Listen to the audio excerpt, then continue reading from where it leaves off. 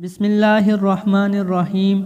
پیارے ناظرین، کم علمی کی وجہ سے لوگ جنبی حالت میں خود کو، اپنے کپڑوں کو، اپنے بستر کو ناپاک سمجھتے ہیں اور کھانے کو، کام کاج کو ہاتھ نہیں لگاتے جب تک کہ وہ غسل نہ کر لیں، اور خواتین بھی بچوں وغیرہ کو دودھ پلانا، کھانے کو ہاتھ لگانا گناہ سمجھتی ہیں، یہ سوچ کے کہ وہ ناپاک ہے، اور کچھ عورتیں سمجھتی ہیں کہ غسل کے بنا آٹا گوندنے سے بھی برکتی ہوگی، حالانکہ شریعت محمدی اس جہالت کا رد کرتی ہے۔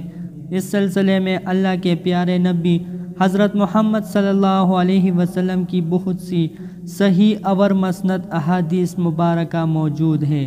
ہم بستری کرنے کے بعد مرد یا عورت کے لیے صرف نماز، طواف اور مسجد میں ٹہرنا حرام ہے، اور اس کے علاوہ باقی تمام کام کرنے جائز ہے۔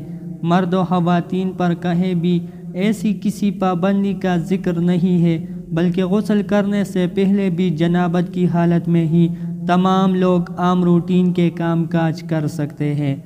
روزہ رکھنے کے لیے سحری کھا سکتے ہیں، کھانا تیار کر سکتے ہیں، یا پھر گھر کے دوسرے کام کاج نپٹانے بھی جائز ہے، اور اسی طرح ماں بچوں کو دودھ پلا سکتی ہے اور ان کی دیکھ بھال بھی کر سکتی ہے۔ اس کی گئی ایک دلیل موجود ہے۔ حضرت حذیفہ رضی اللہ تعالیٰ عنہ بیان کرتے ہیں کہ نبی اکرم صلی اللہ علیہ وسلم ان سے ملے تو آپ مصافحہ کے لیے ہاتھ پھیلاتے ہوئے ان کی طرف بڑھے۔ حذیفہ نے کہا، میں جنبی ہوں۔ اس پر آپ صلی اللہ علیہ وسلم نے فرمایا، مسلمان نجس نہیں ہوتا۔ اس طرح کی ایک حدیث مبارک بخاری کی حدیث میں ہے، جس میں حضرت ابو ہریرہ رضی اللہ تعالیٰ عنہ فرماتے ہیں کہ ایک دفعہ میں حالت جنابت میں ہونے کی وجہ سے حضور کے سامنے ہونے کے باوجود بھی ان سے نہ ملا، جس پر حضور اکرم صلی اللہ علیہ وسلم نے فرمایا کہ مسلمان ہرگز ناپاک نہیں ہوتا۔ اس حدیث میں اس بات کا جواز پایا جاتا ہے کہ غسل جنابت کو اس کے واجب ہونے کے اول وقت میں تاخیر کی جا سکتی ہے، اور اس کا جواز ہے کہ جنبی شخص اپنی ضروریات پوری کر سکتا ہے۔ ام المؤمنین حضرت عائشہ رضی اللہ تعالیٰ عنہا کہتی ہے کہ رسول اللہ صلی اللہ علیہ وسلم جنبی ہوتے اور پانی چھوئے بغیر سو جاتے، پھر اس کے بعد اٹھتے اور غسل فرماتے۔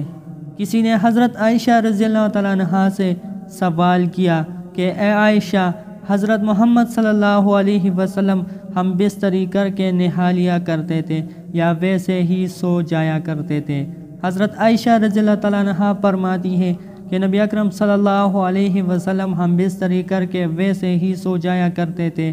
جب مؤذن فجر کی اذان دینے کے لیے آتے تو آپ صلی اللہ علیہ وسلم غسل کر کے جسم کو خشک کرنے کے بغیر ہی مسجد میں تشریف لے جاتے اور نماز فجر کی جماعت کرواتے، اور میں گھر میں آپ صلی اللہ علیہ وسلم کی آواز سنتی رہتی تھی۔ پھر آپ صلی اللہ علیہ وسلم روزہ رکھ لیتے تھے۔ کسی نے عامر رضی اللہ تعالیٰ عنہ سے پوچھا، کیا یہ روزوں کے مہینے میں ہی ایسا ہوتا تھا کہ عام معمول میں یہی ہوا کرتا تھا؟ عامر رضی اللہ تعالیٰ عنہ نے فرمایا کہ روزوں کے علاوہ بھی ایسا ہوا کرتا تھا۔